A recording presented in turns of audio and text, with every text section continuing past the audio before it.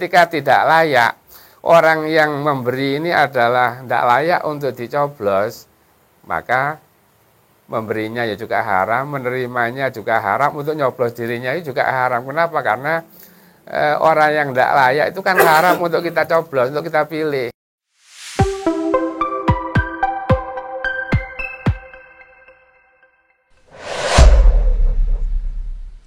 Berjumpa kembali dengan kami dan tim kru Corong Aswaja, yang mana kami bekerja sama dengan Media Center dan juga Aswaja Center dan ISNU tentunya. Nah, pemirsa, hari ini di episode yang bisa dikatakan yang kedua, ya. Yang kedua ini kami dari Corong Aswaja, kehadiran tamu yang bagi kami sangat istimewa, luar biasa begitu, karena ini menghadirkan seorang tokoh yang beliau sendiri di MWCNU sebagai wakil Rois seperti itu. Nah, mari kita sapa dulu pembicara hari ini. Assalamualaikum Gus. Waalaikumsalam. Apa kabar? Alhamdulillah. Khair insyaallah ya. Insyaallah. Gus, kalau lihat jenengan kayaknya tambah hari tambah muda ini, Gus. Kayaknya ya. Kayaknya. Tapi kalau lihat rambutnya banyak sudah memutih. Iya. Jadi setiap hari tambah berkurang seperti itu ya. Yang mudah-mudahan selalu sehat. Amin. Insyaallah. Terima kasih atas kehadirannya, Gus. Nah, ini kan mungkin selain kesibukan jenengan di sebagai wakil Rois, setiap hari kira-kira apa saja, Gus? Ya, mungkin ini satu anugerah dari Allah. Mungkin ini jalan untuk menjadi hamba yang baik, mudah-mudahan memang harapannya. Karena kesibukan kami itu adalah selalu dalam khidmat, berkhidmah, insyaallah, berkhidmah untuk umat itu ya? lebih-lebih di ilmu. Betul. Karena alhamdulillah kami masih diberi watifah oleh guru untuk tetap ngajar di Pondok Pesantren Al-Falah Lebak. Alhamdulillah. Walaupun mungkin jarak antara Lekok dengan Winongan Lebak itu sekitar 11 kilo.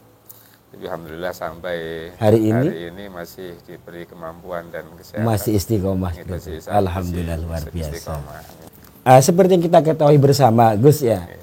Di pemilu ini biasanya dari calon-calon caleg dari provinsi, kabupaten dan lain sebagainya itu, misal ada orang yang memberikan sesuatu kepada pemilihnya, seperti itu.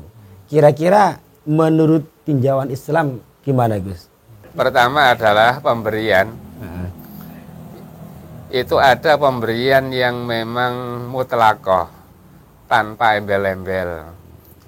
Maka ini sudah dohir, ini adalah bagian dari sedekah atau hadiah yang benar-benar halalan thayyiban. Karena memberi dengan tanpa embel-embel. Saya memberi ke sampean tanpa ada tujuan apa-apa, ya sudah wis halalan thayyiban. Seperti ada caleg-caleg yang memberi tapi tidak ada tujuan tertentu, tapi memang tujuan akhirat. Wong namanya caleg juga kepingin punya saham di akhirat kan. Dia memberi tapi bukan untuk tidak ada embel-embel lah. Tapi kan kalau berbicara caleg itu kan pilihlah saya, kan kayak gitu. Kalau seperti itu ya itu enggak menutup kemungkinan bahwa caleg memberi ini juga karena murni lillahi ta'ala. Tujuan akhirat untuk mendapatkan pahala. Ridha Allah. Ini kan wis jelas halalnya kan. Betul. Ketika kita menerima pemberian dari seorang caleg tapi murni karena tujuan akhirat, ya sudah. Tapi ketika sekarang tujuannya bukan akhirat, tujuan duniawi, maka dilihat apa tujuan duniawi di balik pemberian ini.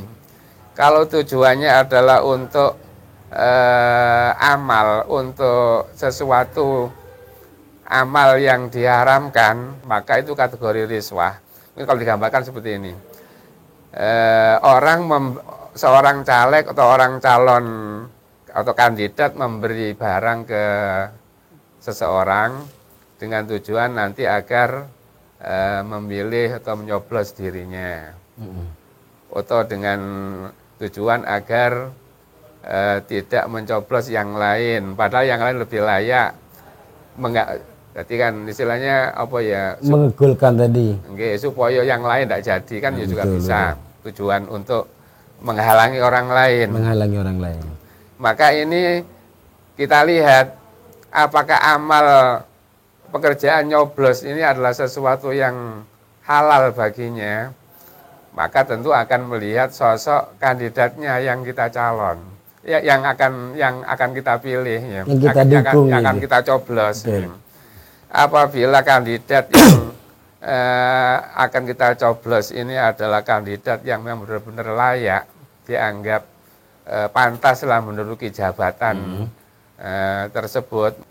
Nah, maka ini kategori apa nanti ini? Apakah kategori riswa apa enggak? Nanti akan kelanjutannya di belakang nanti ya. Ketika layak, ketika tidak layak, orang yang memberi ini adalah tidak layak untuk dicoblos, maka memberinya ya juga haram, menerimanya juga haram, untuk nyoblos dirinya itu juga haram. Kenapa? Karena orang yang tidak layak itu kan haram untuk kita coblos, untuk kita pilih. Ketika memahami itu tidak layak dan layak gitu ya. Okay. Tentu ya ukuran layak dan tidaknya adalah secara umum. Secara umum tentu yang menjadi acuan yang paling inti adalah sifat adalahnya, sifat adilnya, kuat agamanya, memang benar-benar orang yang amanah bisa dipercaya. Tentu tinjauannya dari situ nanti untuk layak dan tidaknya. Ketika orang yang nyalon ini atau yang memberi ini benar-benar layak sebagai pemimpin ya, atau layak untuk dipilih sebagai pimpinan, maka ini mungkin yang menjadi pokok utama pembahasan kita, apakah pemberian ini kategori riswah, kategori suap apa bukan, atau sodako tadi, atau mungkin sodako. Nah, ini yang mungkin menjadi fokus yang menjadi pembicaraan pada kesempatan kali ini. Sebelum kita lanjut, mungkin kita bahas dulu tentang apa itu riswah, apa itu suap, secara definisi. Secara definisi, ar-riswah adalah ma yu'ta lidaf'i haqqin aw litahsili batilin. Riswah adalah sesuatu pemberian yang memang diberikan untuk menolak kebenaran atau untuk mengegulkan kebatilan. Itu adalah riswah. Atau dalam takrif lain, riswah adalah sesuatu yang diberikan ke qadhi agar qadhi memberikan satu putusan hukum yang tidak benar, atau supaya qadhi auliyam tani'a minal hukmi bil haq, atau agar qadhi tidak memberikan putusan yang benar. Jadi sama ada orang punya kasus, kemudian memberi uang ke qadhi, tujuannya agar ia dibebaskan dari dari tuntutan. Padahal dia salah, ini namanya kan membebaskan orang yang salah. Atau ada orang memberi suap ke qadhi tujuan agar orang yang benar dijadikan salah. Seperti itu. Itu adalah suap atau riswah secara definisi. Dan tentu riswah ini itu arahnya adalah pada man lahu rutbatul ilzam. Orang yang mempunyai kapasitas untuk memutuskan ya. Man lahu rutbatul ilzam, orang yang punya wewenang untuk memberikan keputusan.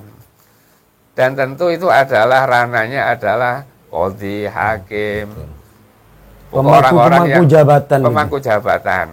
Atau ibaratnya mungkin di CPNS itu adalah kepala dinas, yang bisa memberikan putusan ini masuk, ini tidak. Pokok orang-orang yang punya wewenang untuk yang punya stempel itu ya. yang punya stempel, yang punya ilzam, Iya. keputusan, yang punya keputusan. Keputusan. Secara asal sogok itu adalah itu mau untuk membatalkan, untuk menggagalkan sesuatu yang hak, atau untuk mengegulkan sesuatu yang batil. Itu adalah riswah.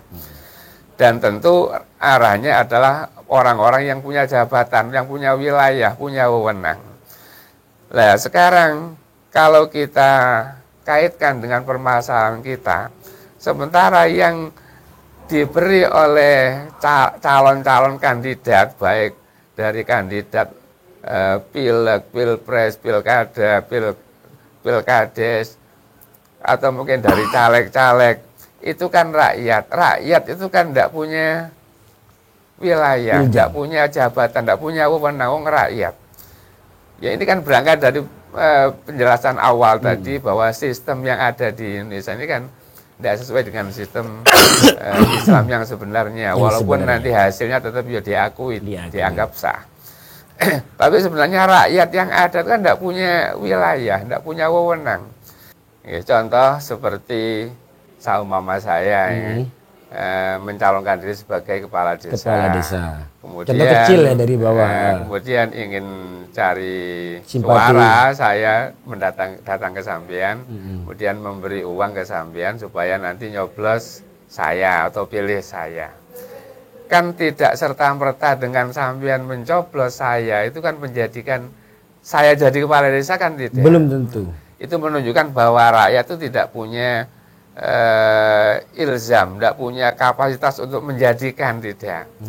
Namun walaupun tidak punya kapasitas untuk menjadikan, tapi suara tadi bisa menjadi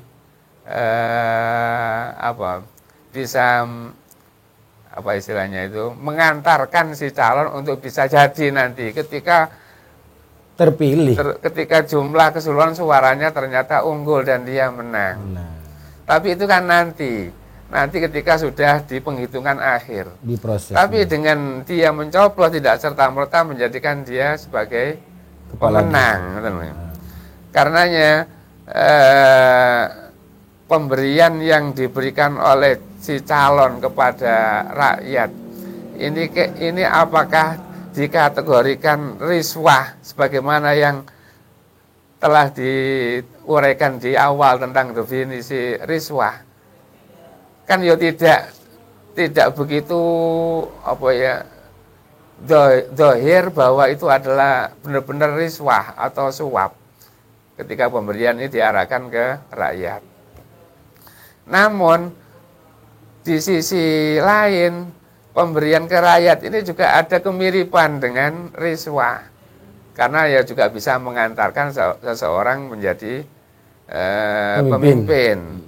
Karena suara rakyat walaupun satu suara itu kan juga bisa dipertimbangkan ketika nanti hasil akhir dia menang. Tapi ketika tidak menang ya tidak ada nilainya kan. Tapi ketika menang baru ada pertimbangan, satu suara pun punya nilai. Betul. Nah, sehingga menurut analisa saya, menurut kajian saya tentang pemberian yang diberikan ke rakyat ini apakah kategori riswah apa tidak? Lah ini ini kami menganggap ini masih sesuatu yang masih abu-abu, remang-remang. Ya. Kenapa kok remang-remang? Ya tadi ini dikatakan riswah, wong rakyat tidak punya wewenang untuk menjadikan.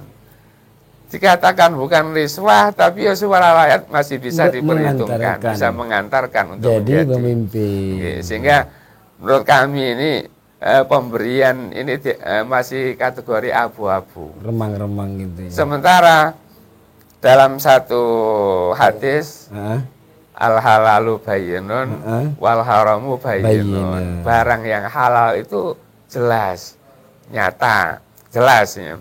Barang yang haram juga jelas. Lek barang sing halal ku ya wis apa ya mesti kan enak. Kena enak ketika kita mengambil barang yang halal, ya tidak ada geronjolan hati. Iya. Tapi ketika barang yang nyata haram, ya mesti hati kita mesti wis jelas ini haram. Lah yang sulit itu kan wama bainahuma umurun mustabihatun. Nah, di antara yang hal dan haram itulah banyak perkara-perkara yang subhat, sing remeng-remeng, sing masih abu-abu. Nggak jelas ya. Nggak jelas. Kira-kira ini masuk riswah ya nggak begitu pas dengan takrif atau definisi dari riswah. Dikatakan bukan riswah, ya bau-bau riswah ini, bau-bau sogok, bau-bau suap. Sehingga intinya dari pembahasan kita kali ini, kami masih belum ya tidak tegas itu halal pemberiannya ya. Pemberian ini remeng-remeng gitu sih. Ya, dan juga tidak tegas ini adalah haram, berarti masih remeng-remeng.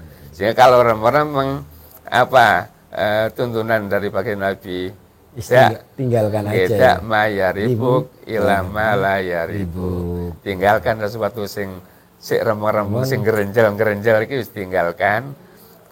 Ambil sesuatu yang jelas. Sementara di pembahasan fikih itu tidak ada pembahasan santri wajib taat atas perintah gurunya.